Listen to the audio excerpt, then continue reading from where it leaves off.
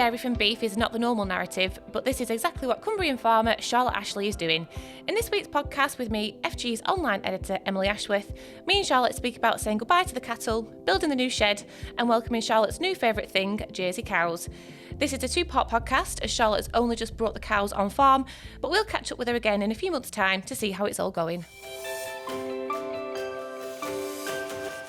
So we finally got a date in Charlotte, which is great. And we're here to obviously talk about your recent transition from beef to dairy. Yeah. If anyone doesn't follow Charlotte on social media, you should. And, you know, for those who already do, they will already have been following, obviously, the whole journey so far. Let's just talk about you first. And your background, because we spoke, God knows how many years ago now, quite a good few number of years, and we were actually talking about your kind of artwork, because you also are an artist. So let's go right back to the beginning.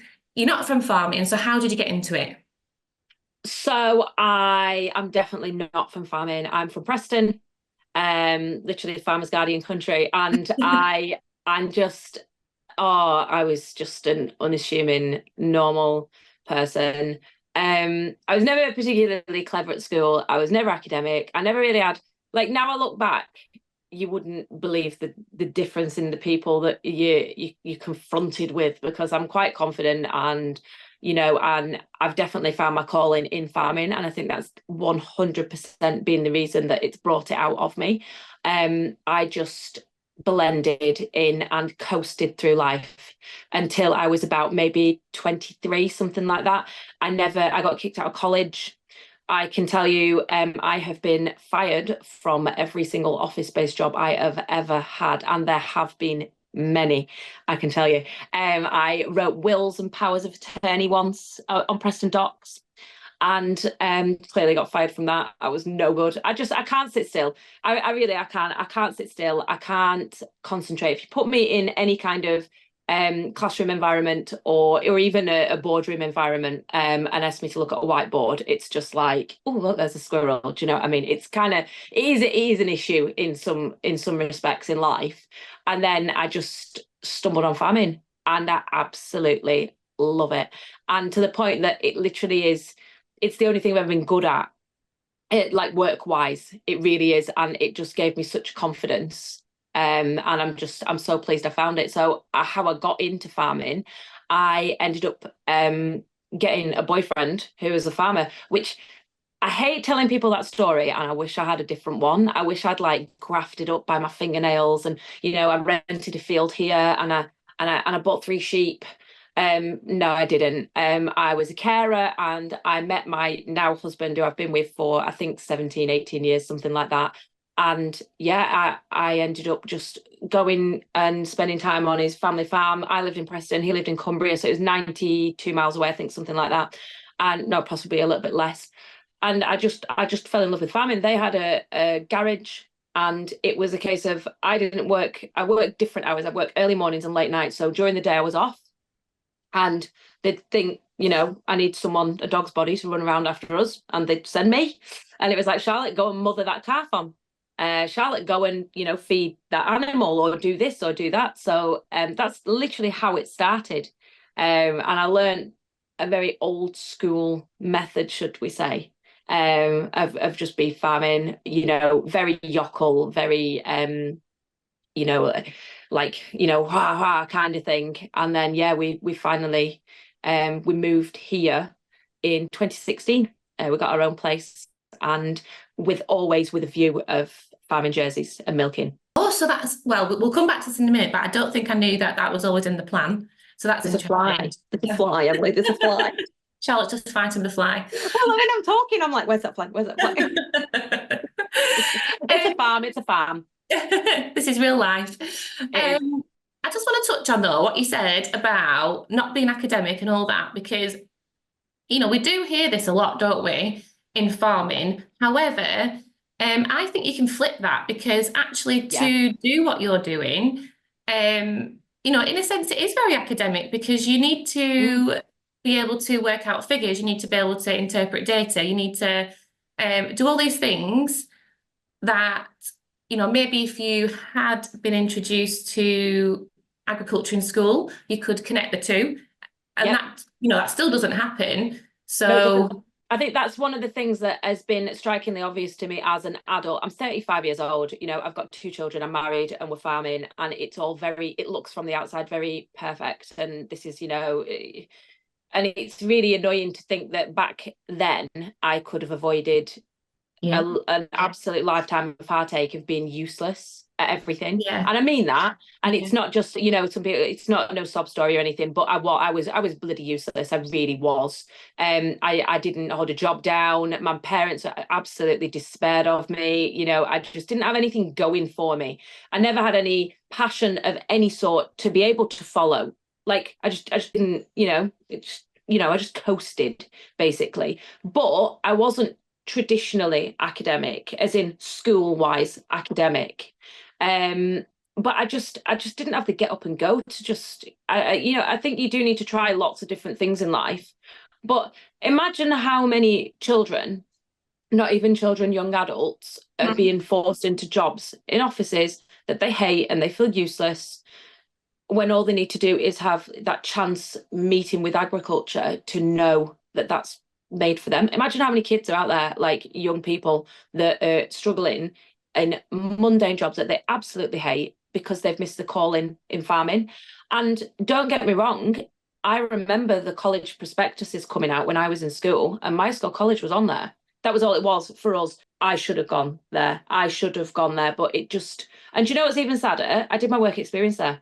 Did you? I was in the MySchool, and how bad's that? I did my work experience with school in the MySchool College marketing department, and I was putting together college prospectuses to go out to shows and God knows what, and job fairs and things like that. And I still never connected the dots. So even if agriculture was shoved in front of my face, I never saw it as a career for me.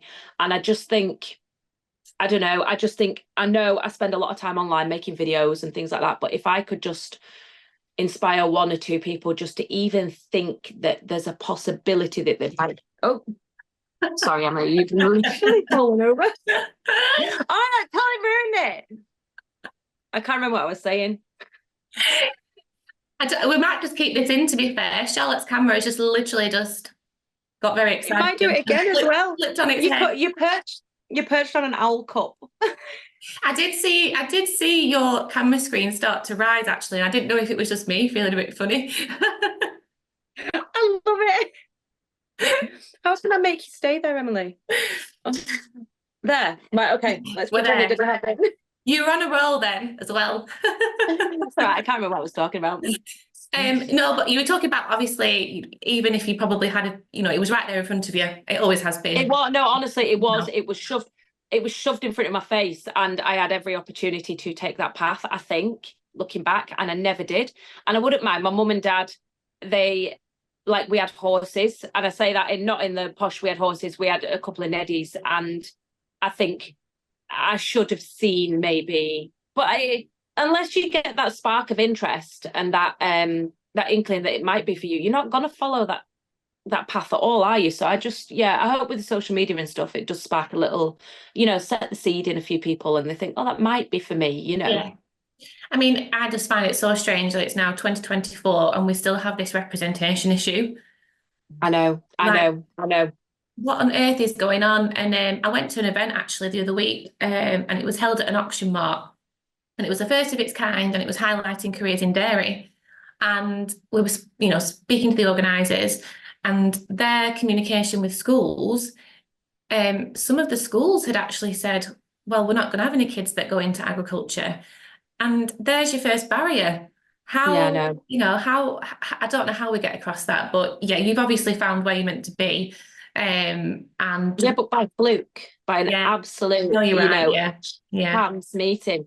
Like, if I hadn't, it sounds ridiculous, if I hadn't been at a party in Manchester and Roy's brother was there and Roy was there, I would have never have even met him. So that shouldn't be the case. It should be given as an option to more people. But then again, if they're not interested, I mean, I see there's a lot, isn't there, at the minute about like women in farming, big up women in farming and stuff, a lot of the women I know from Preston, they wouldn't thank you for farming.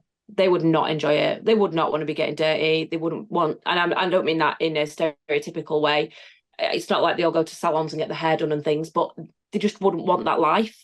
They wouldn't, but it's getting it out to the people that might want that life. Yeah, and that's not just women, is it? That's no, it's yeah. everybody, absolutely everybody. It could be anyone. And I just think of all the lads that are in, that have become electricians or anything, plumbers, anything like that. Well, to be fair, plumbing would be way better paid, wouldn't it? So they probably made the right decision. Watch this space. They're miserable, but at least they've got money. They're miserable. You obviously touched on social media just before, but I want to come back to that after. If we can just talk about, so you obviously said you moved to this farm in 2016. What have you been doing on the farm up until this point now? How have you been running it? What livestock have you been running? Yeah. So Roy already had a small beef operation, and they ran that alongside. It was more of a large hobby farm, should we say. And that was run alongside the normal day-to-day business, and they had a garage. And then we decided we were going to go for it. Like that was it. We were going to go into farming, and we were in a very fortunate position that we were able to do so, which I understand, and I feel the need to say this. I understand that not everybody's in that position, and I am truly grateful for that, that I've been able to do that. So we moved in 2016, and Roy's dad said, do nothing for a year. Farm as you are doing. And all we did is we upped numbers. So we went and we bought Blue Cross cows from local dairy farms, and we reared them from calves. And then we ended up, in the end, I think we bulled the majority of them, to be fair. And that's how we upped our numbers. So we just muddled on. We weren't short of machinery or anything like that. We had all the bobcats and God knows what. So it wasn't like it was a hard thing. But we knew going forward building that everything had to be designed for a Jersey cows and dairy. So we were designing and building buildings and then ramming them with beef cows. Yeah. And obviously they're very disruptive, and they are. So we were trying to, fit limmy cows into cubicles, and it was a very interesting process, but obviously means to an end. We had to be farming something in the meantime, so that's what we've been doing. Just because like I said, I didn't know that actually your plan had always been to convert to dairy, and that went down to the fact that you wanted jerseys. Is that something that you and Roy, like, how did you and Roy discuss that? Like, how did that become the dream? So the man, he's actually been here today. So this farm used to belong to a man called Tom Savage, and he was a brilliant dairy farmer. They got a lot of jerseys after foot and mouth, and he ended up breeding some of the top bulls, like Jersey bulls in the country. At one point he held the record for the highest price and things like that. And we used to have a field next door, and Roy would be spraying thistles or rolling or doing whatever. And me as his girlfriend would just be riding on like you do. And I'd be petting these Jersey cows over the fence. And I absolutely loved them. They were the cutest, most adorable things in the world. Absolutely adored them. And I did a video recently, and I took some pictures off my Instagram from way back when. And they were just pictures of me taking pictures of his cows, which was, looking back, was really weird. Like he could have been like, why are you taking pictures of my cows? But I was doing anyway, and they were just adorable. And that's what kind of sowed the seed in me to want to do that. And then the dream of having the farm that was next door, and how it all came together, I will never know. And a lot of it was just good luck at the time that he was in a position to sell. But we had always wanted to put jerseys back on the farm, always. And people are like, oh, they come like reps and things, and they're like, oh, is there some kind of, technical reason why you want jerseys? And I'm like, no, I just love them. Just love them. I love them. I love them. I know there is now, obviously, now we're growing up a little bit, and you get that romanticized view of farming out of your head. There is a real reason that we do want them. The economics of them stack up completely. We've got a higher milk price. They're a better quality milk. It's going to Graham's Dairies, which is a small family dairy, which is something that agrees with us morally. So apart from the fact that they're just really cute and I love them, like they do business wise, they do stack up for us, which is brilliant. And it's not the biggest farm at all. So we we needed like a smaller cow that was an efficient converter. And I'm just not, and people will hate it, I'm just not a fan of a big Holstein cow. I'm not. And there's me and Roy, we needed something smaller as well because we don't want staff, which is why we've gone down the robotics route. So yeah, it was all the stars collided, do you know what I mean? And everything kind of came together, which is by a miracle. I mean that it really has been a miracle. I mean, if we'd have done any of this a year later, we wouldn't have been able to afford it Yeah. because obviously all prices went sky high and stuff. So yeah, it's just half of it's good business planning by Roy, and then the other half's just absolute luck that Yeah. it worked. I guess that's all part of it. But what you just mentioned, you've got your kind of route to market there with Graham's. Yeah.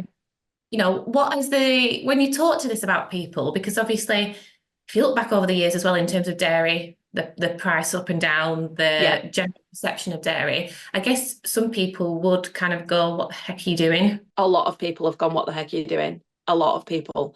And I don't think normally people who don't realise that we're going for a slightly more niche product, we're not just going to make quantity, we're going to make quality, which I think will make the difference.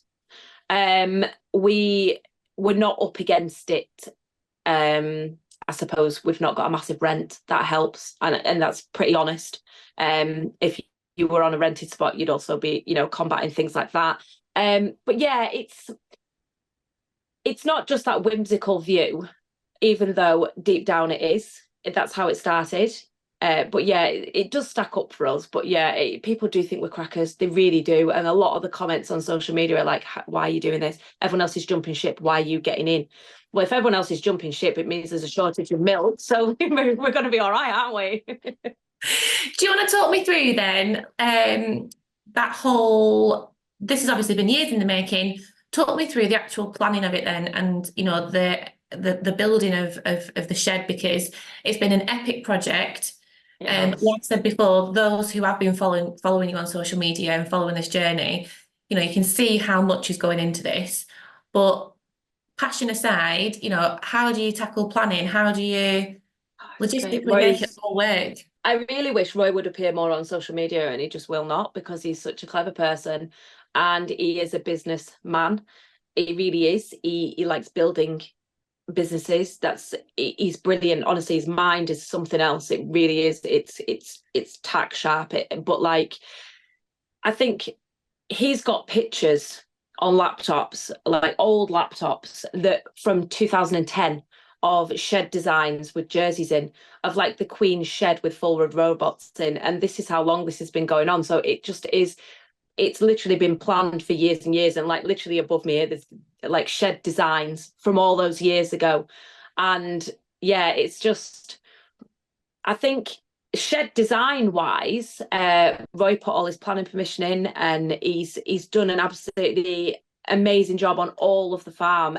We did, I think it was S&A Buildings that built the actual big shed for us, and they did help out with the planning process, because I suppose it's quite daunting for a lot of people to do things like that, and you often think it's going to cost an awful lot of money as well. And it does. Like the planning permission fee for the shed was £6,000. Like that's something we didn't take into account, and that's just from council. So yeah, these things, they're all little things that I hope that by sharing them, and Roy does, even though he's silent in the background, hopes that by sharing these things, it somehow gives people a heads up to what they're expecting if they're going to go into it. But then you can't lie that this has been in the planning so long that everything's changed. Everything's completely changed. Machinery went up, the price of steel's gone sky high. So it's not really very comparable to today's like economic kind of climate. Like if somebody were to text me now and say, can I have all your costings for what you built? I can give them, and that's an honest view of it, but there's not really a lot of point in me giving them because everything's changed so much. So yeah, it just is. It's been a long, long time. And I think it's been planned for that long that we built things in like 2016 that have only come into fruition now. And it's been a long time waiting for them as well, which is it's foresight, isn't it? And it's just hard work to know what's going to work best. What capacity is it in terms of how many cows? So we've got cubicles for 150 cows, Yeah. and there's 116 animals in there. Okay. And no, we've done that. I know a lot. We had a fella come round just to help do some stuff, and he was like, "Why are your passageways so wide?" And I was like, "Because we're future proofing." "Why have we got so many lights?" "Because we're future proofing. Like times have changed, so we've got a lot more cubicles than what we will ever need, and that's not only to accommodate what we need to have extra. That's to accommodate what we might need to have extra in the future, because you hear of people, your companies paying farmers to destock sheds so that they look good. Well, we're already in the destocked shed. So hopefully it'll set us in good stead for the future. And just tell us then what the system is going to be in terms of milking and robots, etc. How is it going to work? So there's going to be two Lely Astronaut A5 robots. There's going to be 3 banks of 150 cubic, well, not over 100, there's going to be 150 cubicles, but 3 banks of cubicles. It's going to have a grazeway so the cows can go out as and when they fancy. That isn't in yet. We're just going to get used to the system before we try and chase cows around outside. I'd rather chase them around in a shed for now rather than around a field, because that could be quite interesting. I think things change all the time. We were hell bent on a grazed system. That is what we wanted. We weren't deviating. And then we speak to other people with robots and like, oh, you'll find that, there's been a bit of bad weather. You'll keep your cows inside and your milk will go up and everything's more stable. It's more controllable. All the changes have been taken out. And we're like, nope, nope, nope. We're going to have grazed cows. That's what we want. That's what the public want to see. That's what I like, cows at grass. Anyway, I think after speaking to a lot more people and a lot more professionals about it, that we will just have maybe the high yielding cows inside, because it's unfair to ask them when they're producing so much milk to have a varied diet like that. It's best to keep a consistent diet in them, and then like the low yielding ones will be able to go outside, which is quite good. But so we'll still get our way, but maybe slightly tweaked. But like never say never to changing your mind really either. Yeah. And in terms of like carving and that side of things, are you going to run them with a bull? Are you going to AI? What's the system? No, we're going to AI with sexed semen, to probably about 30% Jersey, and then the rest we'll put beef on, which we've already started doing. Very, very early days of choosing which bulls and things. There was some brochures lying around of bulls and things like that. All of that is brand new to us. It really is. Yeah. So yeah, we're gonna rear the beef on. Hopefully, like we on Jersey bull calves are not worth a lot. But we're just gonna have to rear them on with the beef, just and keep them going, it'll be interesting because we've been used to producing a calf with a big curvy bum, massive big muscles. That is exactly what we wanted to do. But I think it's going to get to the point where we're going to just have to get used to, yes, you've got your good product with your milk, but I don't think we're going to get necessarily a good product with the bull. Split question. Obviously, this has, like we said, been in the pipeline for a long time. And it's finally happening. So there's going to be some excitement. But first, you've just mentioned there's quite a lot of new things that you're going to have to be implementing. You've never, like you say about AI, there's going to be loads of data as well to process from the robots, which is it's crazy. you're going to be able to like delve into it. But what do you foresee as like any obstacles or kind of issues in terms of switching to dairy? The money getting into it is what, for me personally or for anybody? For you, how do you see this switch that you've made? What are your future obstacles, do you think, in terms of now farming? I think at present, bear in mind we've only been doing this a week, interpreting data has become the big one, which is crazy. Yeah. So you don't, like in the past, we threw a bull in and he did his job. That was it. Okay. And now it's a case of we're looking at a computer screen to see when something's bulling. 100% a different thing altogether. So yes, I find this quite often with like farming sectors. We all have things in common, but they are polar opposites. They really are.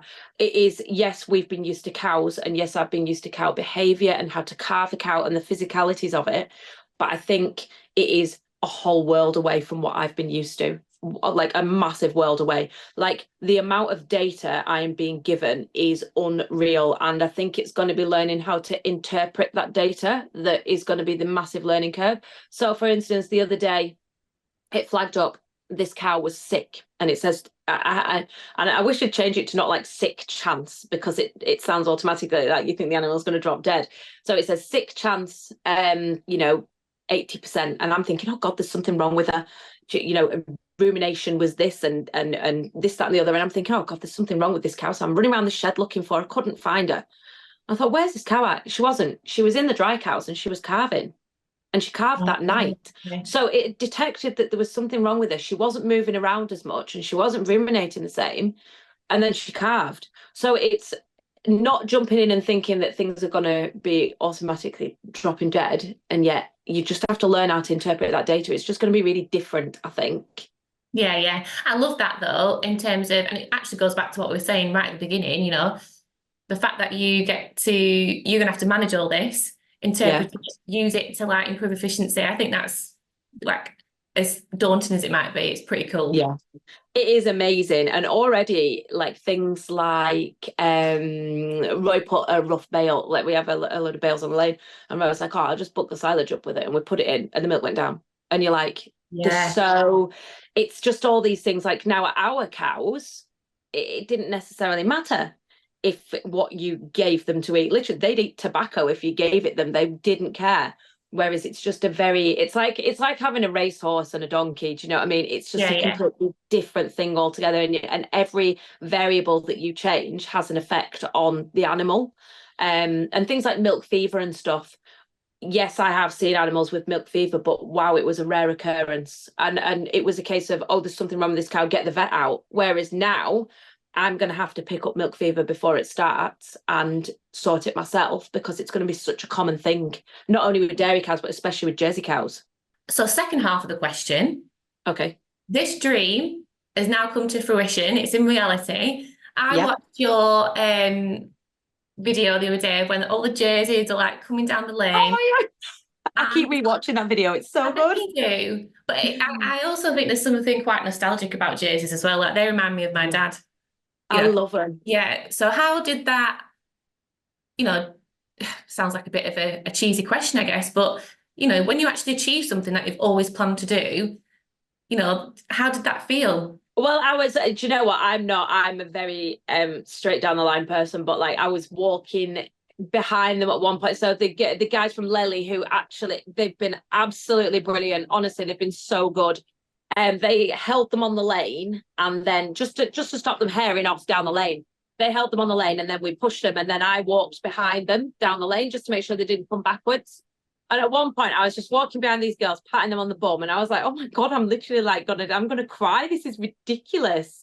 And like I got Jack, a lad that we know, to come with a drone, because I just thought I just need to not have my phone out. I need to be in the moment and concentrate on actually working. But I was so desperate to capture it and keep it. And he did an absolutely, and then do you know what? People will think this is so ridiculous. You were concentrating on videoing something. Yes, I bloody was, because it's what I enjoy. And I wanted that.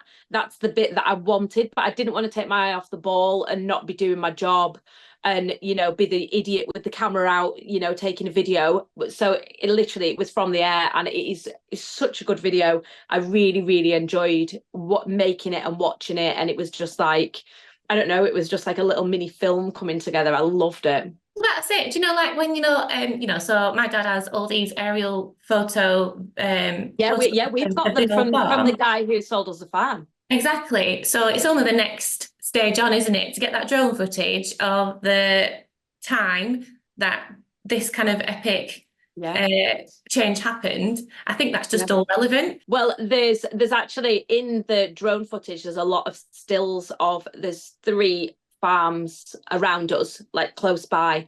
And he got our neighbour Linda's house, and Malcolm as well, our other neighbour. And I just thought I'll find a really good one, and I'll print it out big and take it to them. because I think they'd really enjoy that, because it does. And as well, it's that time of year where the grass is starting to grow and the sheep have been on and they've shortened some. So you've got some fields that are like a really light yellowy green, and then some that are really dark, some have just been ploughed. And it was like a patchwork. It was really, really nice. It was a good time of year to be doing it. So just going off that, in terms of like videos and that sort of thing, let's just finish on, because we are going to revisit you in around 6 months' time to see how it's all going, and make sure that. Well, I'll have grown a beard. She'll have aged 50 years. The jersey's an age. Really, either that or I'll have got Botox and I'll be like, hello. But like we keep mentioning, your social media, you've got a huge following, and rightly so. You've kind of got this very down to earth vibe. You tell it as it is. You've documented this whole journey. I guess half of it as well is letting other farmers see what you're doing. I know that we want to give this public perception of the industry and tell them what really goes on, but actually it's nice for other farmers to be able to do you know what, you've made some real work. Yes. And do you know what, social media, it sounds really silly, but you make some real relationships with people that are doing social media as well, because there's not many people that can relate to exactly what you're doing daily, but other farmers as well. And everything you do, it's like the silly things. Like the other day I was like I was whinging about keeping sawdust on beds, and Tom Pemberton was like, yeah, get that. And it's like, you just get it because you're also in the same boat. And I think that's important to put out. So if Tom gets it, or somebody else gets it, how many people that don't create videos and they're just watching online get it? But I got like the real like bit where you realize that you're grateful you do it. I got a letter yesterday from a man, and with a jar of wild garlic pesto, because I've been picking wild garlic, and obviously I'm not one of them people now who videos absolutely everything and puts it on YouTube. I've been more cherry picking what I'm putting on and keeping a bit of a like, I don't necessarily go to the park with my kids and video them and put it on YouTube, if you know what I mean. It's very farm based. I'm keeping it that way. I don't put my friends on. I very, very rarely put family on, that kind of thing. The kids do make an occasional appearance, but it's up to them if they want to join in or not. I'm not going to make them. And this guy had written to me and he was like, I'm having a bit of a crap time in life, to be honest. And I was, watching YouTube, and you, Joe, and Ollie, and Tom, you take my mind off it and you make a really crappy time bearable. So I just wanted to say thank you. And I was literally stood where I was sat, exactly here where I am, doing some office work, tapping away his keyboard. And I was stood outside that door and I was just like floods of tears. And I was like, that's why you do it. Like, out of everything, that is why you do it. But yeah, no, I love it. I love making videos. I love farming, and I love putting them together. I mean, we are nearly finished now, but also just to finish, to round this off, I just like how we started the conversation. I kind of you said you always kind of felt like a bit of a, you weren't really outspoken on anything. You're just coasting through life. Yeah. And now you've actually been able to, like, you've made a plan. You've seen the plan through. You've got this really successful side business almost in social media. Yeah. Like, that's quite a nice feeling to look back on. Oh, it's absolutely wonderful. It's crazy. I don't know. I think you would have never have been able to tell me that this was what I was going to be doing. Like, or the fact,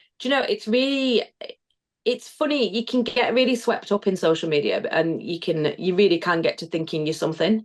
I think it was a book. I can't remember whose book it was. And it said, if you ever get to think you're something, go and try and order your neighbour's dog about. Like, seriously, as the dog walks in, you wouldn't believe it. I've got a naughty terrier just walks in. Don't you run away.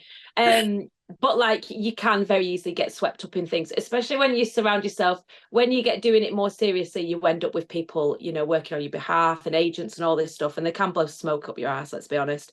But just remembering that you are a normal person. And I think unless you've been through that and you had felt so useless, you wouldn't realise. And I just think if you can help one or two people, it makes it all worthwhile, definitely. But just stay bloody humble. Like, don't think you're special, because you're not. And you know what? If you took my phone off me tomorrow, I am the same as every person ever. Like it is, isn't it? You know, I'm still nice to my friends.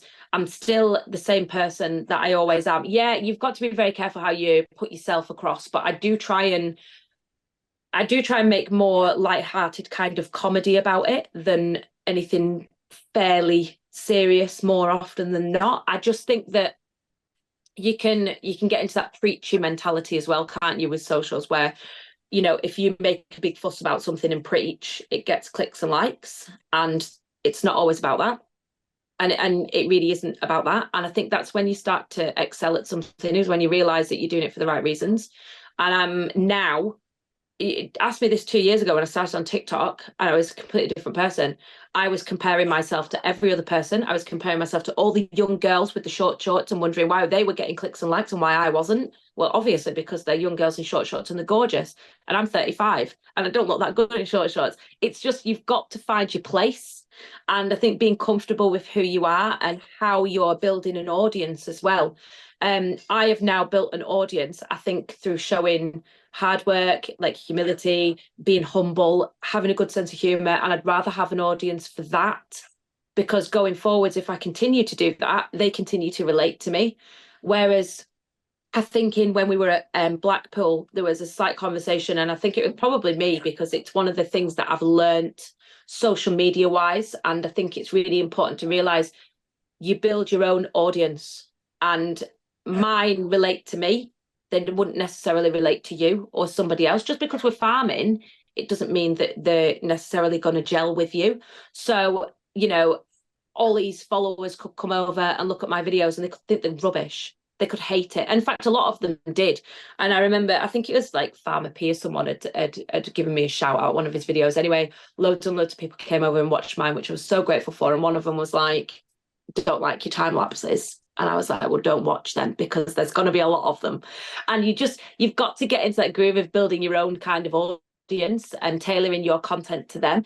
But if you do it authentically, you don't need to tailor anything. You just do what you're doing, and you find that these people are already there, because, you know, that's the audience you built.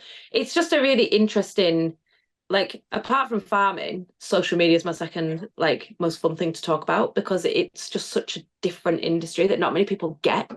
Yeah, and I'm just gonna, for anyone listening, when you mentioned Blackpool, Charlotte was obviously on our social media panel at Oh, FG. yes, sorry, I was. That's what I meant. Well, I was going to say it, but then I couldn't remember what the official title of it was. So I was like, it was like the adults in the boardroom while all the kids were out getting yeah, drunk. Like, was that like when the cones came in? Yeah.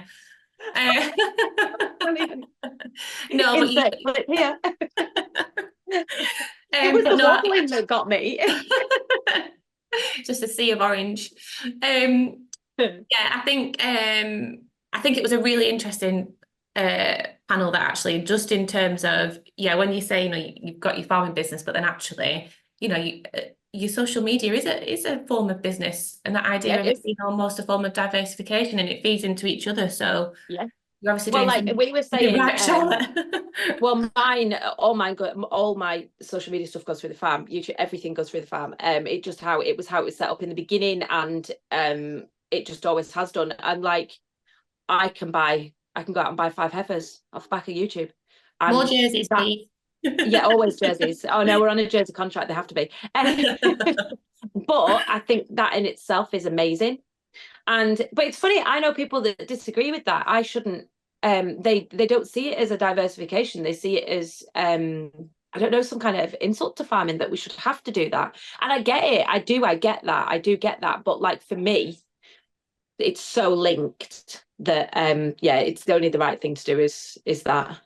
Well, we are going to catch up again, like I said, in 6 months' time, or around that time period.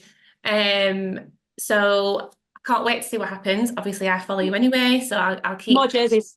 More jerseys, just more jerseys, please. But yeah, well done on obviously making it all happen, because it's not easy to see that journey through. Yeah, thank you. Let's see what happens. It'd be nice to be farming and not building, I think. Yeah. Get into the nitty-gritty of it now. Yeah. Yeah, I know. Well, I gained like 3 stone and I'll be hairy. Oh, you just wait. You won't know who you're looking at. It'll make for a good video, Charlotte. Yeah, it will. I'll do it before and after. Yeah. My evolution into a dairy farmer and plastic clothing. it was really good to hear how Charlotte and Roy have taken their dream and brought it to life, but also how they're mitigating financial risk and creating that route to market. Charlotte will be back in a few months' time to talk about how it's all gone, but don't forget to subscribe to the Farmers Guardian podcast on your favourite platform, and we'll be back again next week.